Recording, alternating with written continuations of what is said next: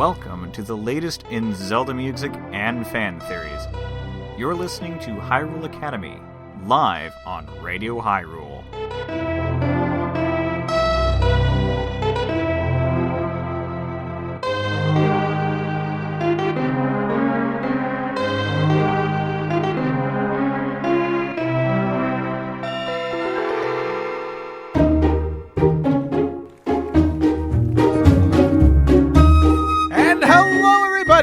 I am Super MC Gamer, your teacher, instructor, and friend, your loving friend here at Hyrule Academy. It's a show that happens every single week right here on Radio Hyrule. It's a wonderful show where we talk all about Zelda lore, fan theories, and we even get into a bit of fan fiction sometime, but we never complain because it was a great time as we listen to some also wonderful brand new Zelda songs, remixes, and chiptunes galore. It's a wonderful time every week, every Friday at 10 p.m. U.S. Eastern Time. And it has been a while since we last spoke, my friends.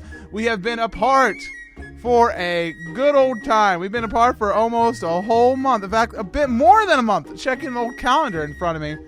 Indeed, it's now 2015. It's a wonderful year to be alive.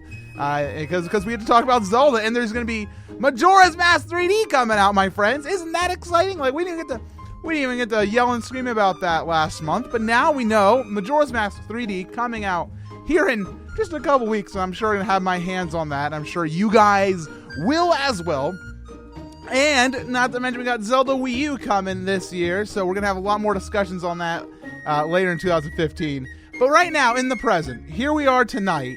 It's wonderful January 30th, 2015, and we just listened to a wonderful song that was The Legend of Zelda played by the excellent, amazing Super Soul Brothers. But why that was special, that was a very special performance, very dear and near to my heart, was because that was played live at MagFest 13, which I just got back from just a little bit under a week ago. It was a wonderful time. It's the music and gaming festival, so as a guy who likes music and gaming, I had to go. And of course, I got to visit up with my Radio Hyrule friends, Eric and Austin, as well as some other people who've been involved with the site throughout its long and wonderful history. It's been a wonderful time listening to all the great Zelda music that we got to play not only inside hotel rooms, but in the hallways and on stages, like the Super Soul Brothers just did. And guess what? Tonight's show set list, all the music you're going to hear tonight that I have for you guys is live recordings from MagFest. Some wonderful stuff for you guys. And a lot of it was done not only by some of our great friends, but some of the Radio Hyrule staff themselves. Eric plays a mean tambourine. And you guys will be sure to hear that as we head into the music tonight.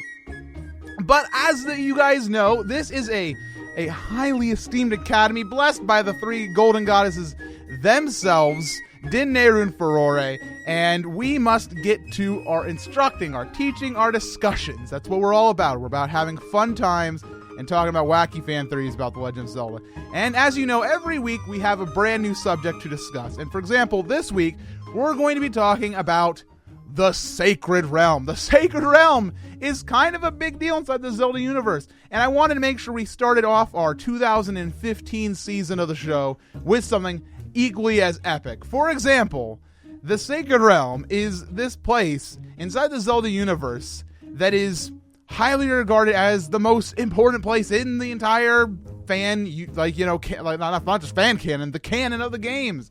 Because when the Golden Goddesses, when they created the Triforce, they left it behind inside this area, and it became known as the Sacred Realm. It's kind of like its own parallel universe alongside Hyrule, and we can debate about what exactly it is in just a bit. Some people call it the Golden Land. It's kind of the same thing. It's kind of maybe it's a territorial thing. Maybe over by Death Mountain they call it the Golden Land. Over by Lake Hylia they call it the Sacred Realm. Who really cares? It's the same place. It's where the Triforce was left to rest. And eventually, the Temple of Time is created as a entrance to the Sacred Realm. It's like, this is how you get to the Sacred Realm. You go into the Temple of Time, You open the door of time with the Ocarina of Time, you go up to the pedestal of time, you pull out the Master Sword, and then you get into the Sacred Realm. And if you keep going inside the Sacred Realm, you'll find the Temple of Light. Inside that, there's the Chamber of the Sages, but we don't care about that because that's where the Triforce is. Did you follow that? No, don't worry about it. Temple of Time holds the Sacred Realm. That's where the Triforce is. All right? Makes sense? Probably not, but who cares? We'll keep going. Thanks, Zelda, Ocarina of Time. Look what you've done to us, and it's all convoluted. Anyways, if one gains the Triforce, something very special happens inside the Sacred Realm. It changes to reflect what's within your heart. It can be restored, though, as we've seen in some instances. For example, Ganondorf is sealed inside the Sacred Realm in 2 separate instances. And when he is sealed in there, the Sacred Realm becomes what is sometimes referred to as the Evil Realm. And the Temple of Light there remains like a refuge. It's like this one place inside the Sacred Realm where things are all right, you know? Things are okay. And so these 2 separate times he gets sent to the Sacred Realm. One time he's sent there with the full Triforce, and one time he's sent there with only the Triforce of Power. When he has just the Triforce of Power, he's obviously able to escape it, which leads to the events of the Wind Waker. However, when he has the full Triforce, he turns this land so evil and bad that it becomes known as the Dark World. And it's insane what he does with the Sacred Realm. It turns this wonderful paradise that the Triforce was resting, a place from the Golden Goddesses themselves, and he makes it a world of monsters. It becomes the Dark World. However, Ganon is defeated eventually, as you guys know. That's how these games work. And Link wishes for the restoration of Hyrule, and at the same, the Sacred Realm reflects his heart, and it restores to the paradise that it once was, which is always a good thing. Now, there's also one other instance of the Sacred Realm being important inside the Zelda universe, and it's told about, or talked about a bit inside Twilight Princess. In Twilight Princess, we hear that it was invaded once by some tribe, some evil people from another land. And those people, well, unlike when Ganondorf goes into the Sacred Realm willy-nilly, the Golden Goddesses were like, no, stop right there. No. This ain't gonna happen. So they trap him inside a mirror, and they became the Twilight people. And that's a fun little story for another day. But just in case you want to know, the Sacred Realm was invaded once by these people. So I have some questions for you guys. Now that I've given you guys a little bit of background info about the Sacred Realm, which is this magical place where the Triforce is. 1, how vast is this Sacred Realm? You know, so feel free to theorize. Like, is it the same size of Hyrule? Is it an infinite landscape? Is it a very small landscape? And try to back it up with some facts from the games if you can. But you have some fun with it. Have some fun with it. Also, other than the Temple of Light, what else is in the Sacred Realm? We know that there's the Temple of Light, but is there a Starbucks? What do we got in there? What is the sightseeing capabilities of the Sacred Realm? And also, why does the Sacred Realm reflect what is in the Triforce owner's heart? There's some really interesting things that I want to talk about later, but I'm going to have to come back to that in just a little bit. But for now, I have some music for you guys.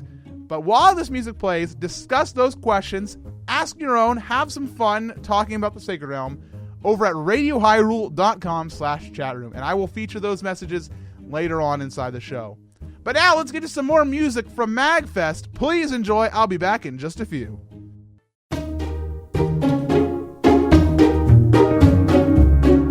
Welcome back to Hyrule Academy, everybody. I'm MC, and of course, we're having a fun time this evening talking all about the Sacred Realm. We've listened to some great music, however, and I want to make sure I give credit where credit is due. Unfortunately, I don't have the list of all the musicians involved with those excellent jam sessions we just heard. But the first song we heard was the Smash Brothers Temple theme, and that was recorded inside a hallway, just outside a line. There was a big line. There was a huge line for a panel, and it was pretty fun. I got to sit on it, but there was just a small circle of wonderfully talented musicians just coming over with their instruments, or they picked up one that somebody else brought, and we had a fun time. We made stuff like that, the Smash Temple. However, we had something a little bit more organized later on.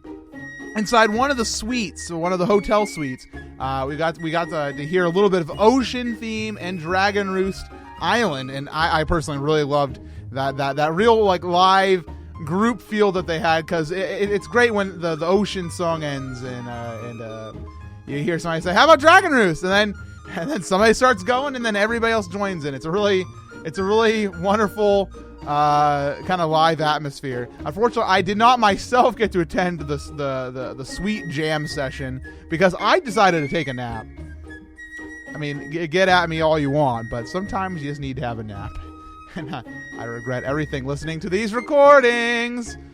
So some of the people involved with this, all these recordings, I did just get in a wonderful list of people. Mikkel Hachu, I don't know how to pronounce all these names. Family Jules, 7X, of course, E-Book,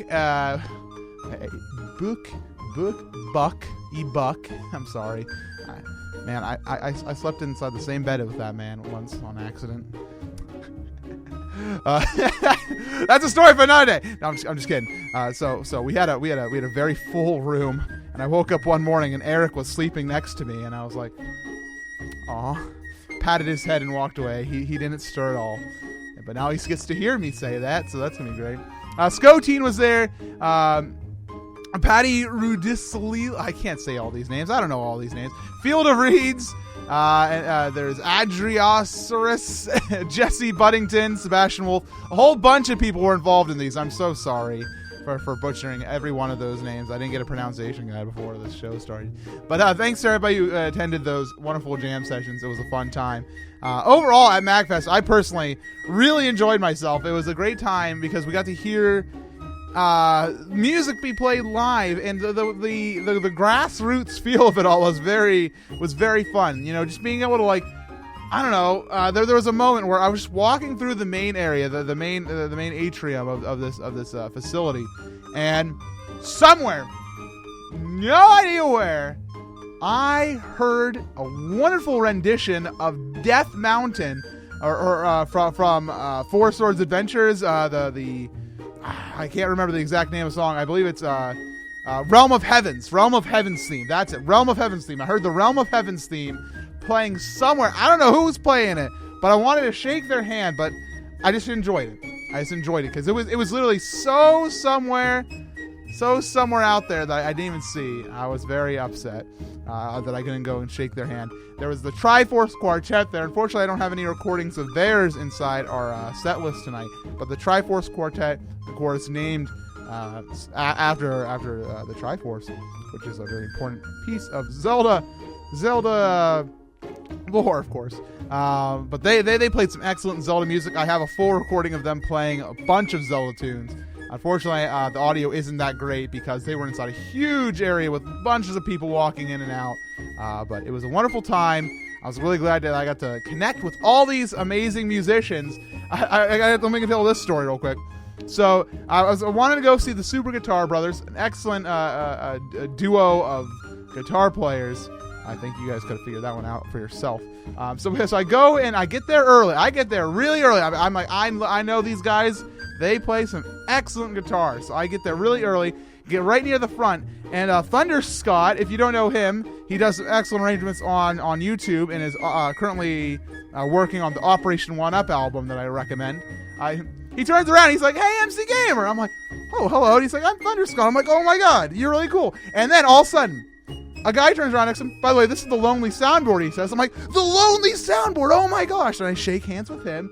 And he's like, "This is Swiggles." And I'm like, "Swiggles, oh my god." And this is a Toxic Eternity. I'm like, holy crap, all of you people I've seen and listened to on YouTube, I put your freaking music in my radio show, and I love every one of you, and I had no idea you were here. It was a wonderful experience getting to shake hands with them. I wasn't that excited.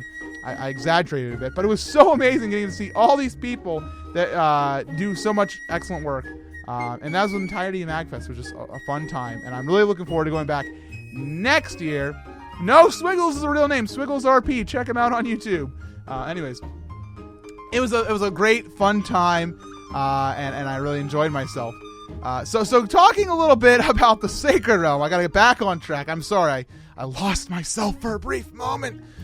So the Sacred Realm one thing I want to discuss, and something that I want to bring up, I don't know if you guys have been talking about it while I've been yammering on about MagFest, but there's something very interesting, that the Sacred Realm will change based on the holder of the Triforce and what's in their heart.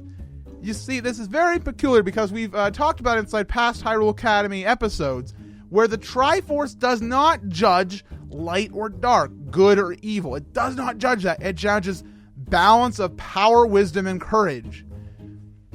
However, when we see stuff like this, it really makes me question, like, how does it know that Ganondorf's intentions are evil? Is it truly that's what happened, or is it purely the wish of the holder and the spirit of that kind of invading the Sacred Realm? And I'm leaning towards that theory, but if you guys have any better theories, feel free to shout them out in the chat. It's something that I wanted to bring up and kind of implant in your brains as we head forward with our discussion. We got a lot of time coming up here to get our discussions worked out, because next up we are going to be reading off some of your guys' ideas and fan theories inside that you guys have been posting inside the chat. But for right now, I'm gonna peace out, let you guys listen to a bit more music before we get on into the deep of things about the Sacred Realm. So thank you all for tuning in once again to Hyrule Academy every single Friday night at 10 p.m. U.S. Eastern Time. I'll be back in just a few.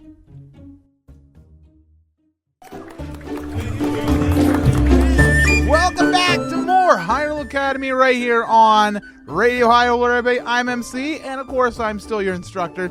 I haven't changed at all inside the past few minutes. I've actually just been reading some of what you guys have been saying about the Sacred Realm, and it's some interesting stuff. While you guys were listening to some excellent music. First off, you got to hear some Zelda main theme, of course, by our MagFest friends. I mentioned them a little bit earlier. After that, we got to hear Lost Woods by the Super Soul Brothers. I don't know who was contributing there with some rapping, but hey, at MagFest anything goes. It's hard to keep track of people, unfortunately. But after that, we did hear the Gerudo Valley Hallway Jam, and of course, Doc Jazz 4 jumped in. Doc Jazz, of course, a very cool guy to play some excellent music. The Super Guitar Brothers were involved with that.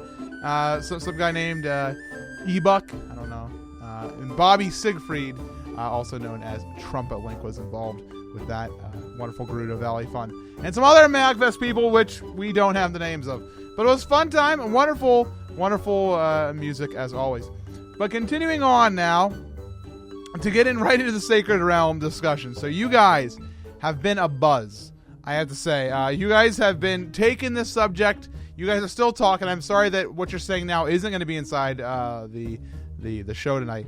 But here's what we got from what you guys have been saying throughout the evening. So first, this topic of discussion is something that Blue Moon Aura brought up, saying, I remember reading online that the Skykeep Silent Realms could probably be the Sacred Realm. It's a probably pretty small chance, though. And so the question here is the Silent Realms the same as the Sacred Realm? Of course, in Skyward Sword, you enter them and you do some challenges to earn some items. Captain Trina has a rebuttal towards this, saying the Silent Realms couldn't be entered physically. Now, however, to play devil's advocate here against you, Captain Trina, I hope you don't mind. There was a theory mentioned in chat, and I don't have any sources because you guys kind of were all over the board with this idea, that perhaps early on, when the Sacred Realm was very early in its creation, people hadn't entered it. Perhaps the goddesses saw fit to make it a place that you could enter physically. It was a situation where they see Link enter the Sacred Realm, and he earns their trust, and maybe Link is kind of like a beta program for humans entering the Sacred Realm. And after they see what Link does, they're like, all right, okay, here we go. You guys can come in here if you want to. You guys seem to be pretty responsible. Maybe it's a result of Hylia. Maybe later on, following the events of Skyward Sword, as you know, Zelda and Link are in full control of the Triforce. Maybe the Link tells Zelda and be like, hey, when I was trying to save you, I went to these places called the Silent Realm, and it seemed like a pretty cool place. Can we go there again? And we wished on the Triforce. I think the Triforce would have that type of power for sure. But the alternative idea to this theory is, of course, no, they're not the same. Silent Realms are an individual reflection of Hyrule for the purpose of testing the hero, and the Sacred Realm is the resting place of the Triforce. Two different things. So whatever you choose to believe, fine by me. They're both very valid theories, and it was a fun time hearing what you guys had to say on that. So next, we're going to have a long discussion. I'm going to kind of just read what you guys said about what the size of the Sacred Realm is. People want to know the vastness of the Sacred Realm. And Rubba Chicken. Oh, okay. I tried too hard, and it's really easy. Rubba Chicken said the Sacred Realm is shapeless, except for the Temple of Light, which stays similar indefinitely. The rest of the realm is shaped by the holder's desire. Slowpoke as a Gamer kind of goes into that and says, yeah, the only stable thing in the Sacred Realm seems to be the Chamber of Sages, which always has the same look. Of course, referring to in A Link Between Worlds when we see the Chamber of Sages, and it's fairly similar. Captain Trina is gonna kind of go into this, though, this idea that the Temple of Light and Chamber of Sages are a constant. Captain Trina says, do we think it more likely that the Temple of Light spontaneously appeared when the goddesses created the realm, or was there someone who managed to enter the realm before the guards were put in place?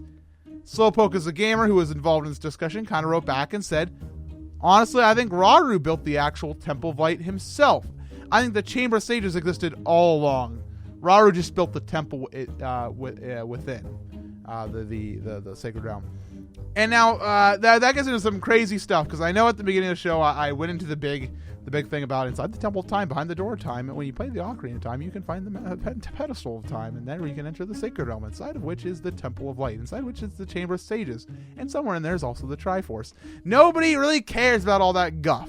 Here's my personal theory. Whatever you choose to believe it is, of course, you're doing. But I have a theory that when Rauru, he decided, okay, I'm going to build this temple of time, to serve as an entrance point to the Sacred Realm, the sole point of entrance to the Sacred Realm, the only one in existence, that when he built the Temple of Time, it was mirrored inside the Sacred Realm. Whether it was his doing, like magic or otherwise, that it's a mirror. It serves it's a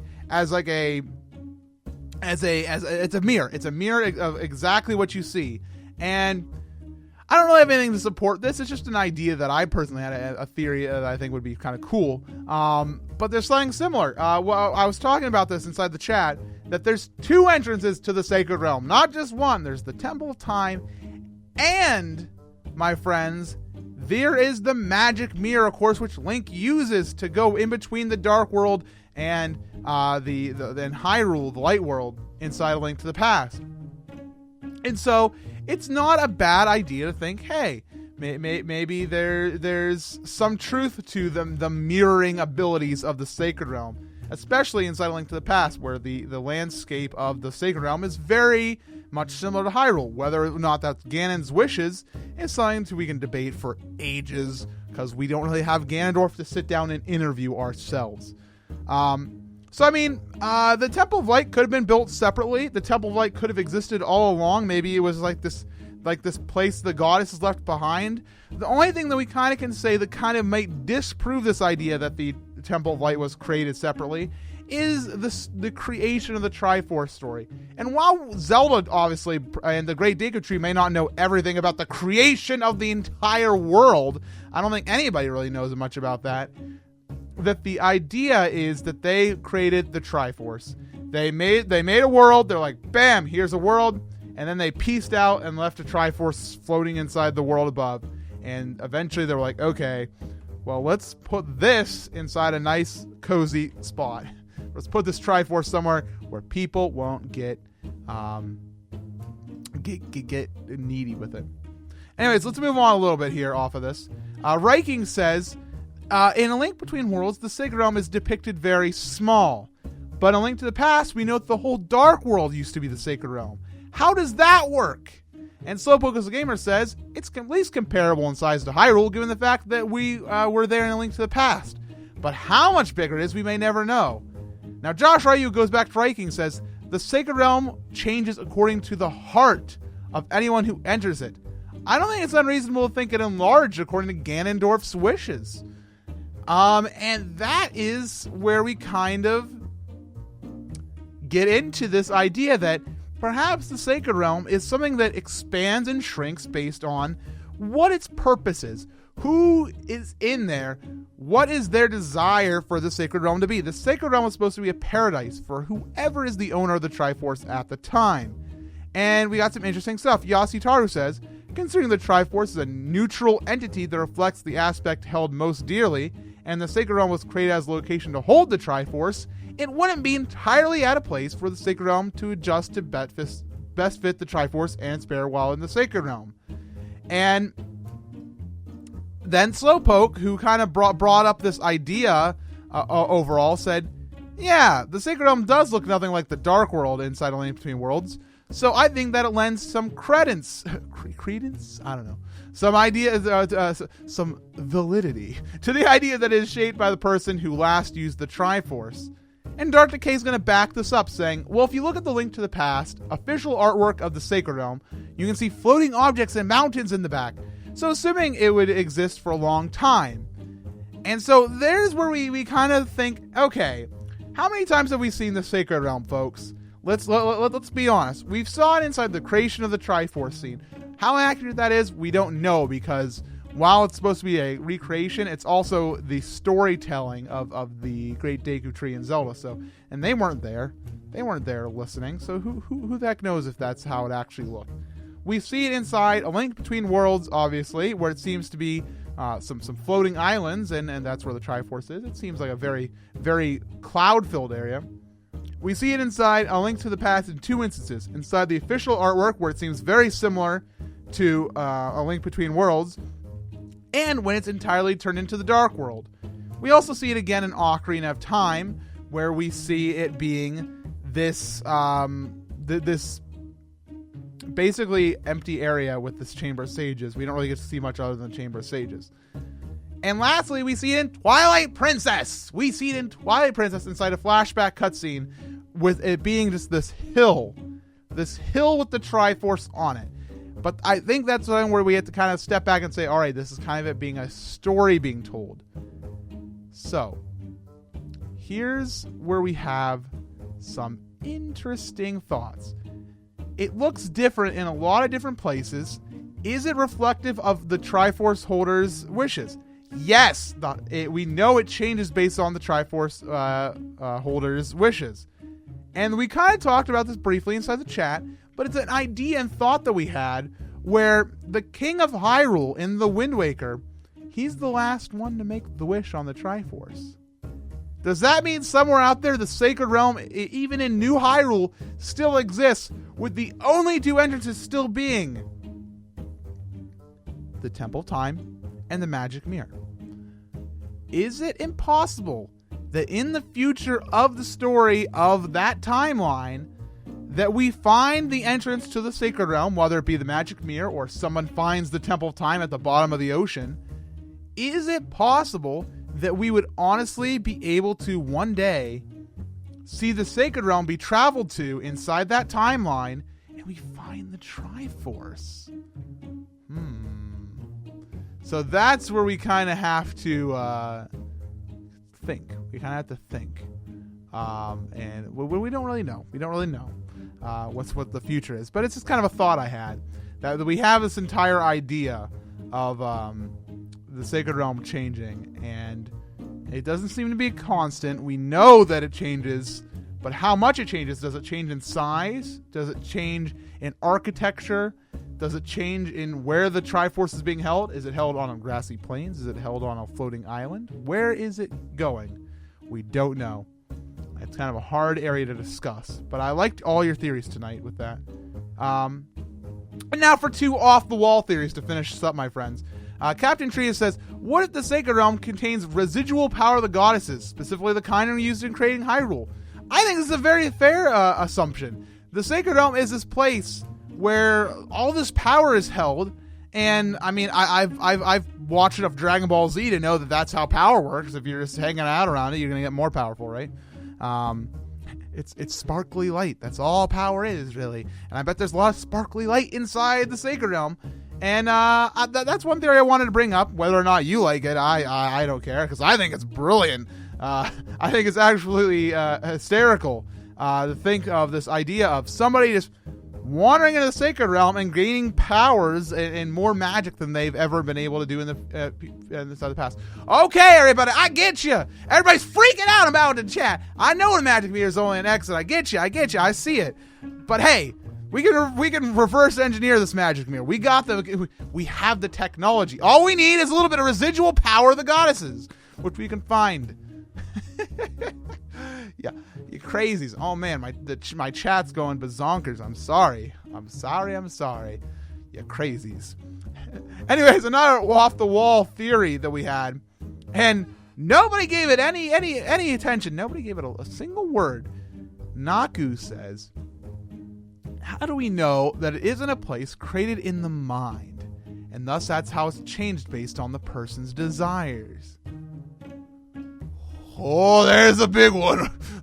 like theory crafters, put on your hard hats. We're going in. It's a situation where, like, what? Are you trying to sell me the idea that the Sacred Realm doesn't actually exist and it's only a state of mental being? Is it possible that the only reason you're able to enter the Sacred Realm in the Temple of Time is that it serves as a meditation point? Huh? Is it possible that this magic mirror makes you see yourself in reality and it brings you back mentally that you are not inside some crazy world, that, hey, wait a minute, I'm in reality, and so you're brought out of the world? Is it a real thing?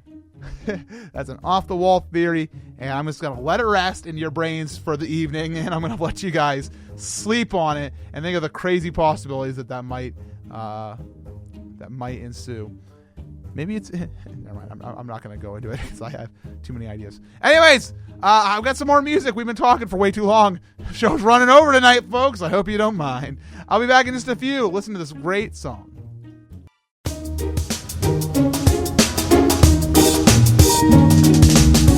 Welcome back to Hyrule Academy, everybody. We just listened to Hallway Jams. And more Hallway Jams are always what we like to hear. That was Outset Island from all of our MagFest friends that I mentioned earlier on in the show. So it's been a wonderful evening of chatting and discussing the Sacred Realm with you guys. Got some excellent theories and discussions happening, of course, inside the chat. It was a fun time. We got to talk all about where this Temple of Light even come from. How big is this Sacred Realm? Who even cares? Who even knows? Is there Super Saiyan energy inside the Sacred Realm? And lastly, is it all just a dream? No, not just a dream. But I was talking in the chat very briefly about this idea again that Naku brought up about how maybe you don't need to meditate to get into the Sacred Realm, but I think it might have some validity in that maybe you need to have a right state of mind to enter the Sacred Realm. Like, you can't just walk in. It's not like a doorway. You open the door knob, walk in. No, you gotta have to be prepared. You gotta have to be ready for this. I think that might be a cool thing to say. Maybe that's why Ganondorf took so long to escape the Sacred Realm inside the Wind Waker. Despite having the Triforce of power, maybe he just didn't possess the mental ability to calmly leave it, and that's why he's so subdued inside the Wind Waker. Maybe he's found his Zen. I don't know. I'm off the wall with this idea. Anyways, so we're gonna have a fun time next week, my friends. We're gonna have a fun time next week, all right? We're gonna see you guys Friday, 10 p.m. U.S. Eastern Time, when we're talking about Gerudo culture. It's gonna be a really fun discussion. I got some fun things planned for that as well, and I'm sure you guys are excited for the Gerudo Valley playlist to kill them all. That's gonna be a wonderful time. If you want to support Radio Hyrule, a wonderful, wonderful, wonderful site, and with all this music that we have, go to radiohyrule.com/donate. You guys brought us to MagFest with your donations and your love, and to pay you back, I have a very special vlog going up on my YouTube channel tomorrow morning. That's youtube.com/SuperMCGamer. You can see me as well as the rest of the Radio Hyrule crew as we go troll around MagFest. You can see Austin freaking almost kill himself multiple times doing crazy things like sliding down railings and getting excited about tea. Austin is a character. Eric is a wonderful, wonderful guy, and he plays a mean tambourine, I'll tell you that much. And it was a really fun, really, really fun time. So anyways, email me, mc@supermcgamer.com, if you have any requests or suggestions for the show. And I got one last thing to mention before we head out, my friends. One more thing I want to mention. I got something very cool coming. Something very, very cool to my YouTube channel. And it's something that is also going to work in tandem with Hyrule Academy. And I can't share too much, but I just want to let you guys know it's a project I've been teasing for a long time on the show. A long, long time. But as we head into February, things are starting to see the light, everybody. We're starting to see the light, and it's a wonderful time, and I can't wait for you guys to see what I have cooking up related to some more Zelda. Anyways, that's all for this week. Thank you as always for tuning into Hyrule Academy right here on Radio Hyrule. To finish this up, I got some more Lost Woods from our jam sessions. Thank you guys for sending us to MagFest, and welcome to 2015 here on Hyrule Academy.